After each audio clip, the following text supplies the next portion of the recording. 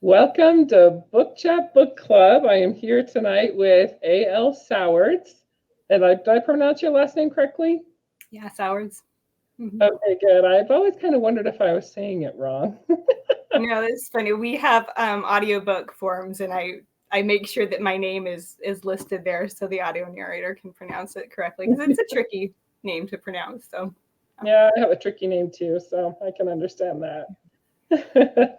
But I am excited to talk to you tonight because I read your brand new release, A Waltz with Traders, and loved it. I still can't even stop thinking about it, and it's been like a week and a half since I finished. So I can't wait to ask you all of these questions. But I want to start out tonight with your biography because it has some really interesting things about it that I want to ask you more about. A.L. Sowards is the author of multiple historical fiction novels with settings spanning the globe from the 14th to 20th centuries. Her stories have earned a Whitney Award, several Whitney finalist positions, and a reader's favorite gold medal. She enjoys hiking and swimming, usually manages to keep up with the laundry. That's actually a really big accomplishment, and loves it when someone else cooks dinner. She lives in Alaska with her husband, three children, and an ever growing library. So, first of all, I want to know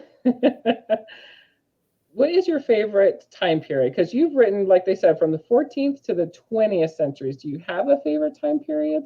Oh, no, I don't know that I can pick a favorite. I like learning new things. So sometimes going into a new era is really exciting for me because it's something new and I'm learning all these new things. And I like that. I will say the more popular time periods like World War II, usually I have better access to research books. So that's really nice. And there are a lot of like research books that are a pleasure to read. Whereas sometimes I go into another time period and most of the research sources are academic papers and they're maybe not as fun to read as the popular history books. So there's that. There's kind of a trade-off. The new and obscure versus a lot of choices for the research. So the ease of research, you like the more modern, but is it nicer that you can kind of make up a little bit about the older one? It is. And I've almost given myself I don't know, like a shock sometimes going from a really well documented World War II battle. And then I go back to something else that's mostly legend and you have a few details and everything else is kind of probably happened this way. This is how they said it happened 3 generations later when they were more literate. So it's an interesting, I know every era has its interesting elements. So yeah. Mara says hello. Hi, Mara. Mara, hi.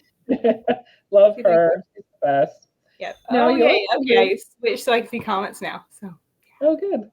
You also said you live in Alaska. Do you love it there? And what made you move there? Was it for your husband's job, or you just loved the scenery? Yeah, it was for my husband's job, and it's funny because we looked at the position like a year before we decided, and we're like, why would we move? Everything's fine. And a year later, the opportunity came again, and we're like, why not? So yeah, it took us a while to make that change because it was a big change, but we've enjoyed it. It's kind of a small town feel where we live, and we really like that because we were both raised in smaller towns, and the kids are happy here. It's beautiful. So yeah, there's pros and cons to wherever you live, but we've been happy so far in Alaska. So. Have you done a lot of exploring or anything like that? We have not super. I mean, Alaska is so big, so we've only touched little bits of it. But in the summer, our church group has a hike day once a week, and so we've gone on a lot of hikes with other members of our congregation, and that's fun. And so it gets us to new trails. And yeah, we've seen a lot of things, and there's still a whole lot of things we haven't seen, but we're enjoying the exploring. So, do you have a favorite part of Alaska so far? Ooh, I don't know. Portage is really gorgeous. We like Portage Lake a lot. Just this blue glacier water and lots of trees and high mountain peaks and everything. So. But I don't know, Alaska, there's beautiful spots just around every corner. So sometimes just driving to the grocery store, I can see the Cook Inlet and there's trees. And if they're frosted in snow or if they're all yellow because it's fall, it's just kind of breathtaking ride to the grocery store. So So many things to love. yeah. Mara said she loves all the pictures you post of your hikes and Oh, stuff. good. Good. That's fun. I need Mara to and I go. have talked a little bit about that. The temperature sometimes she's not so thrilled about, but I've gotten used to it. So I think I Yeah. would die in New Orleans area where she's from. So A little bit different temperature wise, humidity yeah, wise, I imagine. yeah. All right, well, let's talk a little bit about A Waltz with Traders. Now, I first have to say, I love the cover. That is such a gorgeous cover. Mine is Yeah, on the Kindle, so I graphics can't show department it. did a good job. I'll see if I can get it. Oh, yeah. Isn't that gorgeous? It just captures the feel of it so well. Don't you think? Did you love it when you saw it? I did, and I like that. Okay, so I don't write romance novels. There is usually a love story in them, but I really love the way romance novel covers look. And so I think sometimes I lean towards the ones that look like romance novels. And I like that this one looks, it fits the genre, it looks historical. The train doesn't necessarily say romance. And I don't know, I think it has a good fit for the genre. And I don't know, the snow, it's just, there's something catchy about a snow covered book cover, So It's so beautiful. So you wouldn't say this is a historical romance? I would say historical fiction with a romantic subplot. So that line is so fuzzy. So Yeah, yeah. I think a lot of historical romance readers are looking for something maybe with a little less history and more focus on the relationship. right. Whereas I set out trying to tell the story of the Czechoslovak Legion. Like that was my goal for the book, was to tell this history. And so there is a love story, and it's a very large part of the book, but it's not the main point. So Mm-hmm. Mm-hmm. That's a good way to put it. I like that. So now at the beginning of the book, you have like a little bit of art and some maps and a glossary of terms, which is really super helpful. Did you ask for that, or did your publisher just provide that? I actually arranged all those. So I write the glossary. And for the artwork, Melanie Bateman did the drawing, and she actually reached out to me because she is really passionate about the World War I era. And so we worked together, and she did that. And she was wonderful to work with because she's so talented. Plus, she loves that era so much that it was fun. And then the maps, I had Brianna Shawcroft do those for me. And I've worked with her on 10 years for maps for most of my books. So Wow, that's yeah. amazing. I just love that little extra Yeah. little bit in the beginning.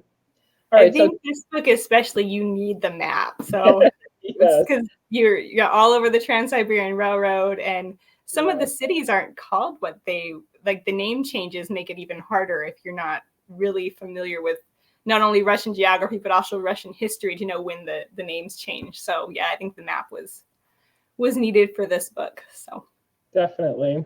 So what was your inspiration for wanting to write about the Czechoslovakian Legion?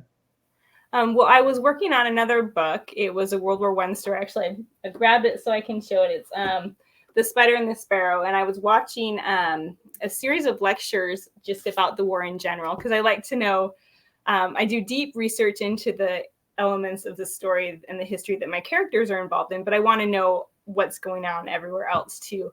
And so we were watching these lectures that were more general about World War I. And just the guy mentioned these POWs who were stuck in Russia, who took over the Trans-Siberian Railroad. And I was like, what? How did they do that? That's a pretty big task. And then almost immediately I'm like, oh, that would be a good story. I want to write it. So that was back in probably 2015. And so it's a story I've wanted to tell for years. And then I did tell it, and then I put it on the back burner for a while, and now it's out. So Why did you put it on the back burner? It's so good. I loved the story. I finished it, and it was longer than Covenant usually likes.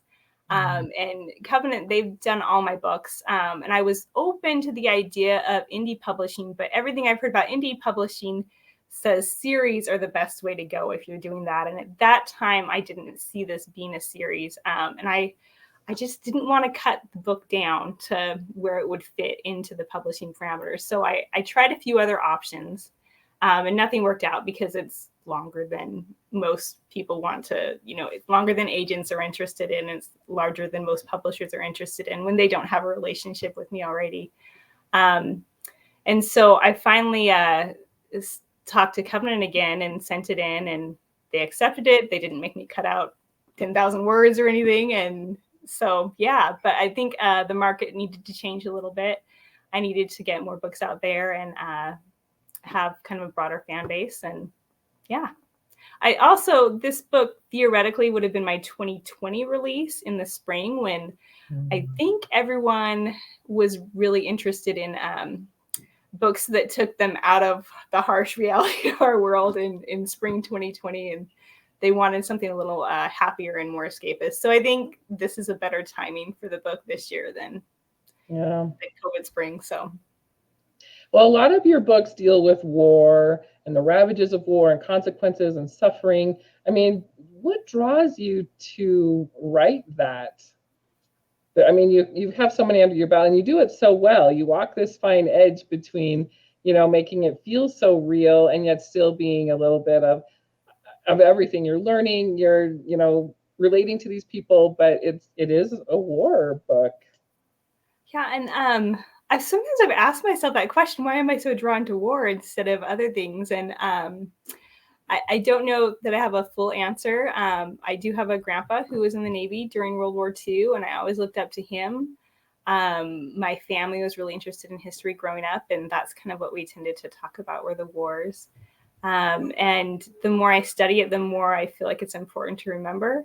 And so some of my books, like this book, I really wanted to bring this story to life because I think it's an incredible story. But some of my other books, it's very similar. I'm like, I really want us to remember this bit of history. And a lot of times it's remembering the sacrifices that people have made, soldiers and sailors and stuff. So. I mean, you have to walk a fine line when you're talking about, even in A Waltz with Traitors, there are some really terrible things that happen, especially to your heroine. I mean, poor Nadia. Are you saying Nadia? Nadia, yeah. Yeah, especially in the beginning with all of her family. And I mean, literally everything is taken from this woman. Do you worry about describing some of the scenes, the sensitivity of your readers? Is that something that you discuss with your publisher? This one, I mean, that honestly, usually most of my edits, there's something where it's like, okay, let's calm this down, Amanda. Let's make this a little less graphic. So I certainly think about it, but I don't know, there are details that I don't feel readers need to know. I think that, because yeah, it is a fine line, and I think sometimes you can just give a few details and readers will figure out the rest of it. So you don't necessarily, I don't feel like there's a need to go into a lot of detail on some of these things. But I also don't want to sugarcoat war or what people have experienced. I don't want to, I know, I feel like if I make it too easy, it makes the war seem too easy. And that's kind of a disservice to the people who actually lived through things like that. So, I mean, because there were gulags, there were executions. When you have lawless areas like Siberia during the Civil War, horrible things happen to people who, aren't with groups that can protect them. So, yeah. Well, and you would think too, you could trust the readers to know when they're picking up a book that is obviously about war, there's going to be some sensitive topics addressed. Yeah. And we did add a little content warning just because, so people can know a little more. I don't know, I think it's on the audiobook, and I think it's in the ebook and in the print copy. So hopefully everyone will have an opportunity to see that. And if something is really triggering for them, they can read a different book. Sometimes it's content warning. Pardon? Did you ask for that content warning, or did the publisher just? I did. It was something they were kind of bouncing around, I think, with not with this book. It was with 2 books ago. It was kind of an idea, and I'm like, yes, do it, because I've seen I pay attention to Bookstagram, and I've seen reviewers who've been a little surprised by something, and I guess that's happened to me before too. I've read a book by an author, and I was expecting it to be clean, and it wasn't. So I'm all about letting readers know what's going on. With this one, we did kind of my editor and I asked for it to be added to the audiobook. Usually, a lot of the information in the front part of the book is not added to the audiobook. Mm-hmm. We did have it here, so. And I have, like on my website, I've got detailed content information for all my books because I know that's, if you're deciding if you want your child to read this book or not, it's nice to have some more information. Or if someone's gone through a personal experience that makes certain things in books not something they want to read, then, I want to honor that. I want people to enjoy my books. I don't want people to read my books and, be depressed because it reminds them of a bad memory or something. So. Right. Well, I thought you handled the scene beautifully. All the scenes were done beautifully because, like you said, you wanted to portray the realities of war, but you don't need the nitty-gritty details sometimes. So I thought you did a great job. Well, thank you.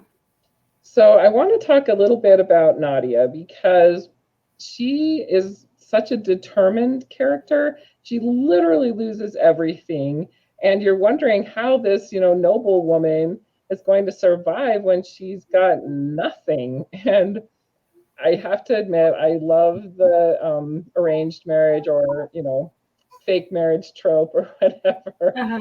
And Yeah. her and Philip, I'm guessing it's Philip, unless there's some other way to say it. Yeah, that's how I've been pronouncing it. So yeah. There's so many things to love about him. But I have to ask, are these like based on real people or an amalgamation of real people? Or are they just totally from your imagination? They're mostly they're fictional based on research, if that makes sense. So like Nadia was a volunteer Sister of Mercy earlier in the war, and that was something that a lot of Russian women did, when noble women. It was kind of stylish to volunteer at a hospital, and so I had her do that. A lot of the details, like in the beginning, she has a few cigarettes in her pocket in an early scene, and she remembers when her doctors told her to smoke them as a nurse so she could they would tell the nurses that so they could stay alert longer, and that's from research. I didn't just make it up. So a lot of her backstory and the way she was raised and the things she was involved in the war are from research, but I wouldn't say she's patterned after any one person. What about Philip? Kind of the same thing. Most of the research books I had about the Czechoslovak, sorry, I'm not talking very well. Most of the research about the Czechoslovak Legion was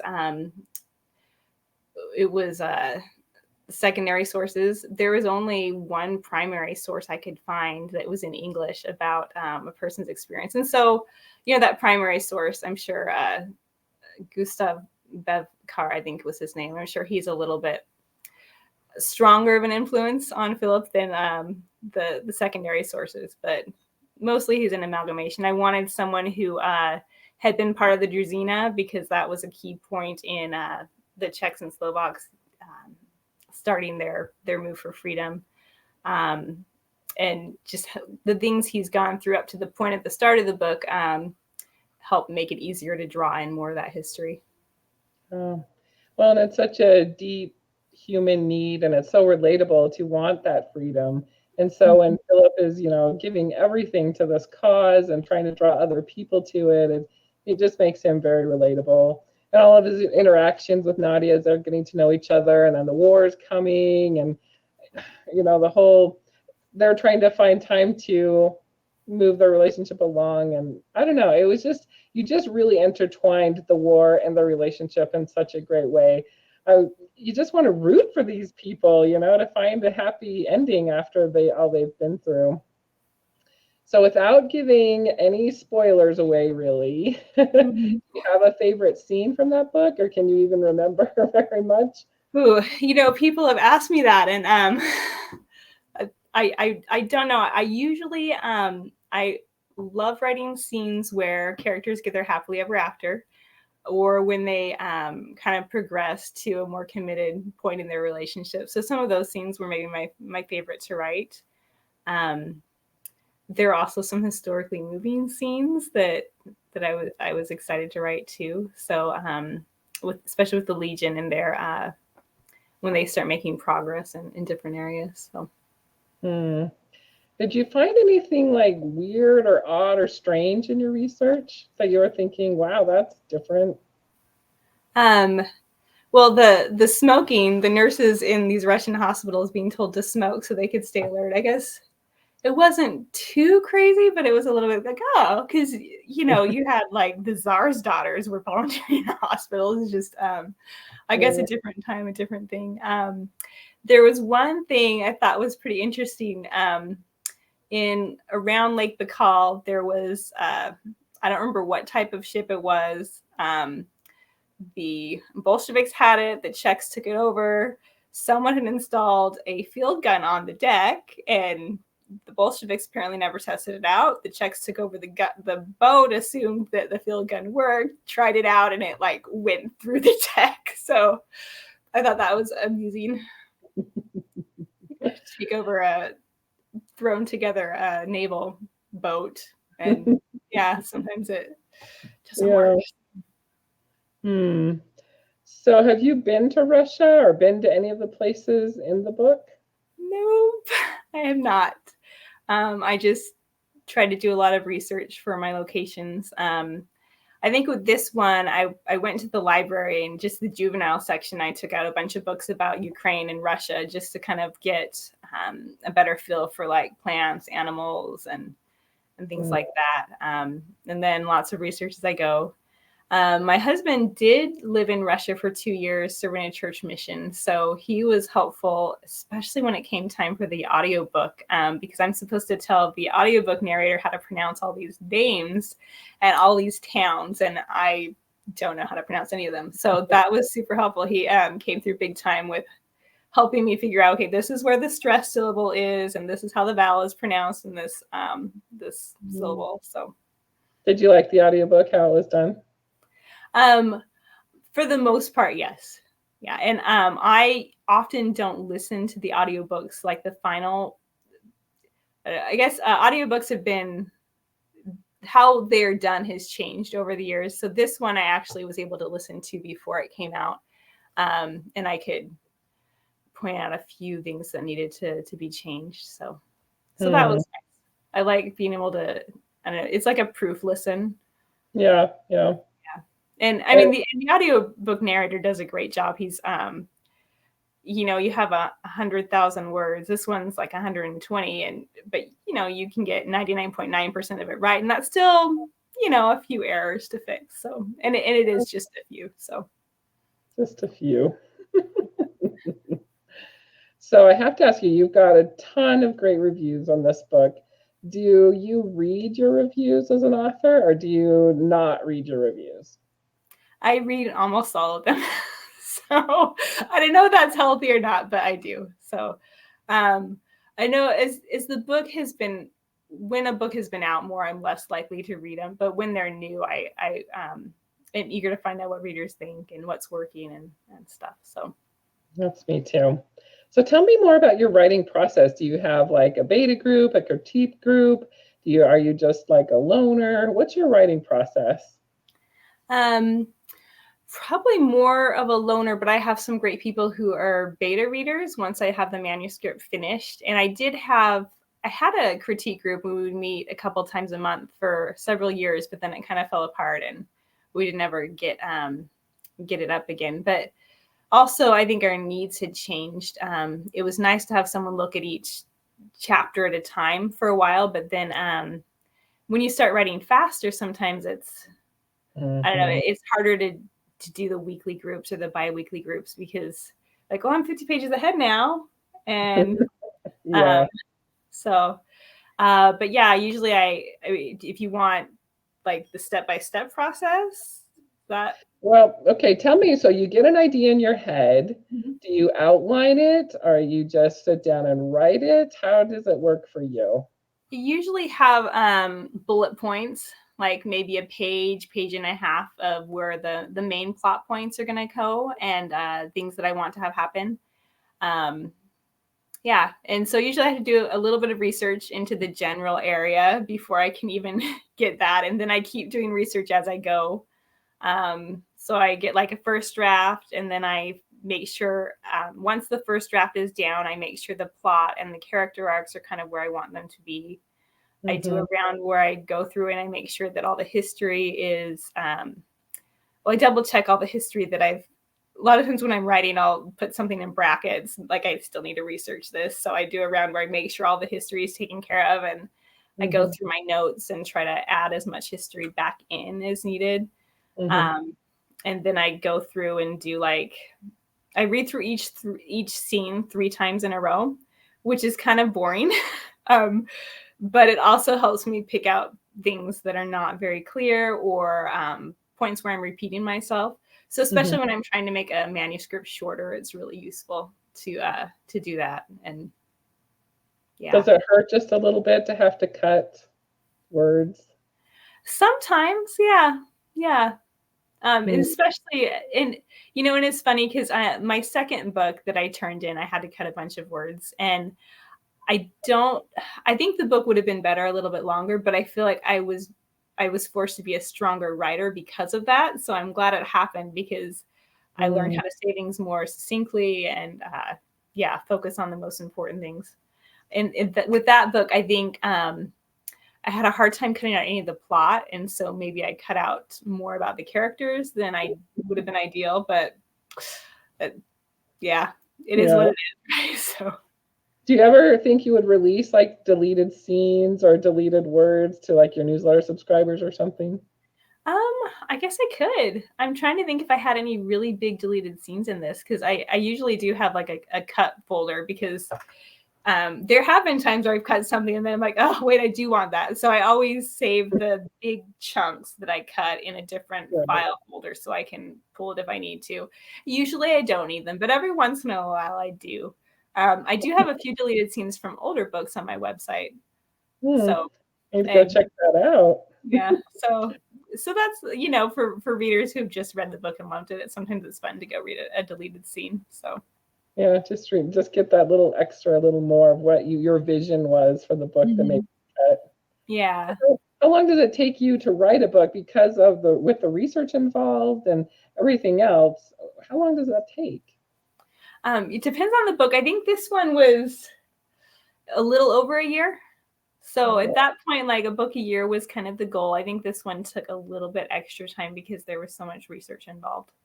What is this, the longest one that it's taken you to write? Other than my first book, maybe. So. Because how long did your first book take? Well, I started it in high school, so it was. If I was counting that's another thing too, is sometimes in my life I've been able to devote more hours per day than other times. So like that when I started in high school, but I didn't work on it at all when I was in college. And then I picked it up again after I graduated. So that I was working on for years. But at that point I wasn't sure if it was going to be published or if it was more just a hobby thing I was doing for myself. Whereas, at this point when I was writing this book, I definitely wanted it to be published, and that was the plan. But I also had little kids, so working around that. So have you always wanted to be a writer? I mean, when you said you started your first book in high school, so it kind of makes it sound like you always wanted to be. Was that your plan? Yeah, when I was little, I wanted to be a lifeguard and an author. So I did the lifeguard thing for a summer, and that was kind of long enough, but the author thing is stuck. So it's fun that I've been able to, live my dream, I guess. So tell me more about that. How did you just submit one day, or did you research it? How did your publishing dream happen? Well, I submitted to a lot of agents that weren't interested or ignored me, which is pretty typical for a lot of people. I submitted to a few publishers directly, and some of them ignored me, and some of them sent nice rejection form letters. With Covenant, I sent it in, and they actually rejected it, and they said it didn't meet their current marketing needs. And I know what they were publishing at the same time, and I know my first trilogy, they were very similar, like World War II spy thrillers. So I could see how they're like, we already have a World War II spy thriller in the lineup. Plus, I still needed to make that book better. I was still learning to write, and I needed to make it better. But I asked, like, are there things I could change to make it more fitting for your marketing needs? And they actually sent some of the outside. Covenant has outside evaluators who look at all their manuscripts. They actually sent those suggestions in, and I was able to make the book better. I sent it in again, and it was during, I think it was like 2008. So there was a recession. I didn't hear from them for 18 months. I assumed that was a no. And then I got back from, my twins were 2 weeks old. We'd gone to their 2-week-old appointment, and I got back and I had an email from Covenant saying they were interested in publishing it. So it was kind of out of the blue. At that point, I was like, well, maybe the publishing thing will happen when my kids are in kindergarten or something. It's not going to happen right now, but it did. So that was a fun surprise. So had you kept on writing in that 18 months since you'd heard from them, or had you just stopped? And a little bit, because my first books were a trilogy, and I'd started on other books in the series, which is funny. I was working on like book 2 and 3 at the same time, but that's what happened. So I actually started another book too, that was set in medieval times. So even back then, I was writing in multiple eras, and then later I finished that medieval book. I'm hoping that series will come out in the future. So Covenant's actually looking at those again right now. So really interesting. Yeah. That sounds so good. So how many books do you have out now? 12, if you count Heirs of Falcon Point, which I only wrote a fourth of. Did you enjoy doing that, collaborating with the other authors? It was different, and the other authors are awesome, and I love them. Collaboration maybe isn't my favorite way to write a book, but I feel like what we created is something that readers have loved. So I absolutely am glad I did it. I'm not going to go look for a bunch more collaboration projects at the moment, but what didn't you like about it? I just like being in control of my writing. So there's a lot of compromise, a lot of, just headaches. But is it hard for you to tell a shorter story, do you think? I think that was a challenge. I was a little worried about it when it started. But I think the story I had planned for Heirs of Falcon Point was short enough that it worked out. And I kind of planned on, I need to tell less plot. And like, I'm working on a novella right now, and kind of the same thing. I'm like, no, you have to plan less plot because you don't have as much space, and you still want the characters to be real and to pop off the page. So, yeah. Didn't I hear there was, like, isn't there another Falcon Point thing coming? Maybe I heard Sean and Tracy wrote a sequel, a contemporary sequel, The Danger with Diamonds, and that is out. That came out last fall. They have another one coming out maybe this fall, like November, December. And I have one about Carl Lang coming out in October. So that's my next release, is an Heirs of Falcon Point spinoff. Nice. So you get to see your next book in October. Mm-hmm. So what are you working on now then? Because you have Covenant looking at a medieval thing. You've got your release in October. What else is coming up for you? I'm working on a medieval novella, because what Covenant's looking at is the first 2 books in a series. So ideally, if they take these books that are both kind of long, kind of really long, but if they take them, then we'll publish this novella first, and it will be a great way to introduce readers to the world, and hopefully get them excited about the trilogy that I would like that series to be. And then I am going to write a book about Ingrid Lang, so have another Falcon Point spinoff. There's some things about Czechoslovakian history that I would love to write too. I would love to write more Duchy of Athens books. There's a lot of books I want to write, and only so much time. So, well, I have to ask you, what is your favorite genre to read? When you just want an escape book or something to read, what do you reach for? I do love historical fiction, so I read a lot of historical fiction. But I also enjoy mysteries, and I read a lot of middle grade with my kids. So there's that. You have a favorite author? Nice. Like, huh? I said, do you have a favorite author? I don't have a favorite author. There are a lot of authors that I enjoy their books, It's also funny though, because the beginning of this year, I'm like, I want to read more authors that I've loved in the past. Because sometimes there's so many new releases and so many books coming at me that sometimes I'll read a book and I'm like, oh, I love this book. I need to read all this author's entire backlist, and I don't get around to it.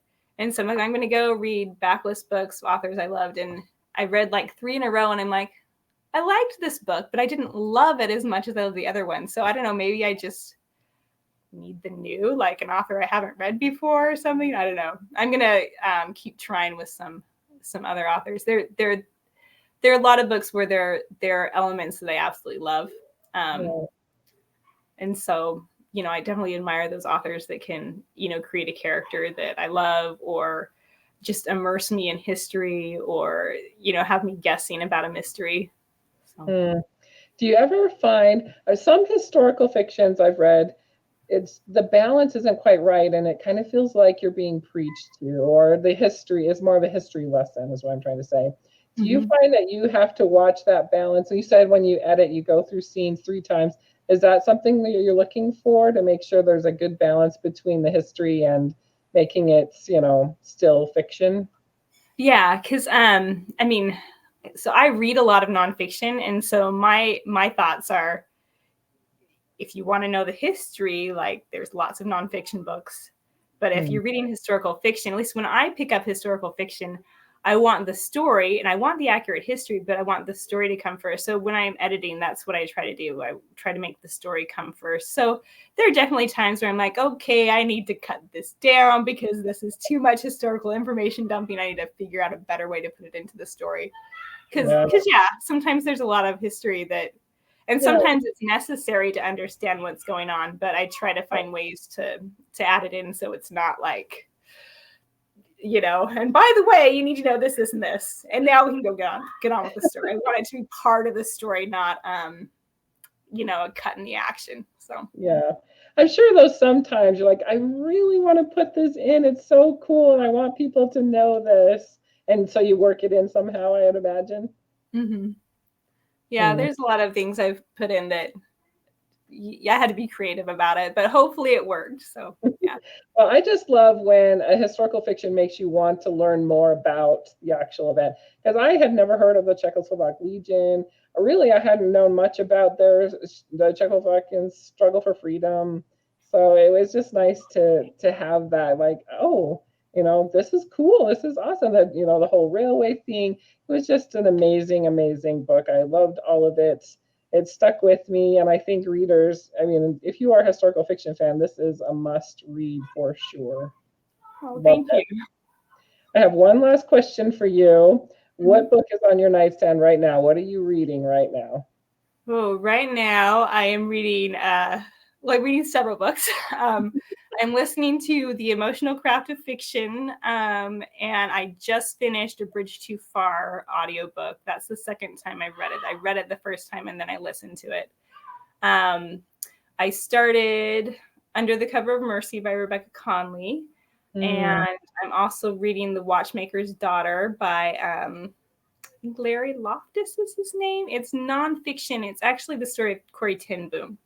And so, and so far, like I'm about halfway through, and it's pretty much been The Hiding Place just told in third person point of view instead of from Corrie's voice. But it does have a little bit more about like her nephews and what they're involved in. So I do like the addition of knowing more about the family members. I think, and then I'm reading a book called Everybody Fights by the Holderness family. So there we go. Relationship research. So. I did think of one more question. So if I was going to recommend an A.L. Sowards book to someone who's never read any of your books, what one would you suggest they start with? They're a historical fiction fan. Which one of your books would you say is to start?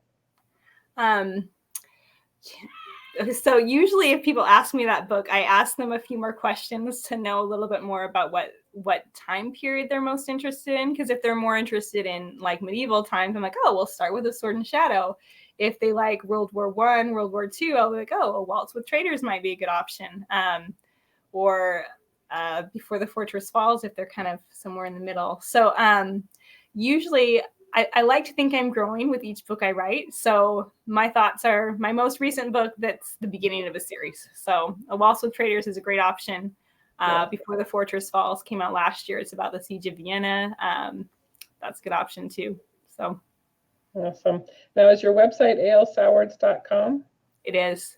And I have maps there. So I know if you're listening to audiobooks, sometimes it's hard to, there's the map doesn't come in the digital app, but I do have maps there so you can grab the map and look at it as you're listening, and notes, glossaries, things like that. So awesome. So everyone should go out and run out and buy Waltz with Traders, and then go to your website to see all the extras and fun. I so appreciate you coming tonight and talking about your book. Like I said, I just loved it. I'm recommending it to everyone I know.